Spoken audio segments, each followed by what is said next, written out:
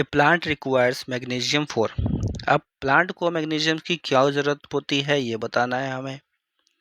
देखो प्लांट्स के अंदर जो है क्लोरोफिल सिंथेसिस के लिए मैग्नीशियम की ज़रूरत होती है, ठीक है। नेक्स्ट जो प्रोटीन सिंथेसिस है ये और बाकी सी और डी, ये जो ऑप्शन दे रखे हैं इनमें क्या होगा, इनमें किस चीज़ की ज़रूरत होती है। देखो प्रोटीन जब सिंथेसिस करते हो उसमें सबसे ज़्यादा ज़रूरत होती है नाइट्रोजन की, दूसरा सल्फर वाले अमीनो एसिड्स होते हैं, नाइट्रोजन तो होता ही है अमीनो एसिड्स में। तो प्रोटीन सिंथेसिस में नाइट्रोजन और सल्फर इन दोनों चीज़ों की ज़रूरत होती है, ठीक है, जो मेन है। नेक्स्ट आपका सेल वॉल डेवलपमेंट अगर होना है तो सेल वॉल बनाने के लिए आपका जो है कैल्शियम्स की ज़रूरत होती है, प्लस बोरोन की भी ज़रूरत होती है। बोरोन भी कहीं ना कहीं यहाँ पे हेल्प करता है, ठीक है।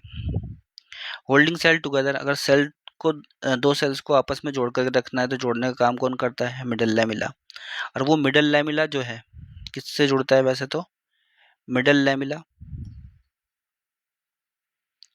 अब मिडल लैमिला के अंदर क्या होता है, एक सीमेंटिंग मटेरियल होता है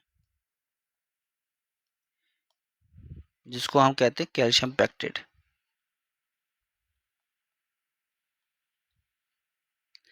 अब कैल्शियम पैक्टेट है दैट मीन्स कि यहाँ पे कैल्शियम की ज़्यादा ज़रूरत है, ठीक है। तो कैल्शियम जो है वो होल्ड करके रखता है दो सेल्स को आपस में, ठीक है। तो रॉन्ग थे ये सारे के सारे आंसर, ए, सी और डी।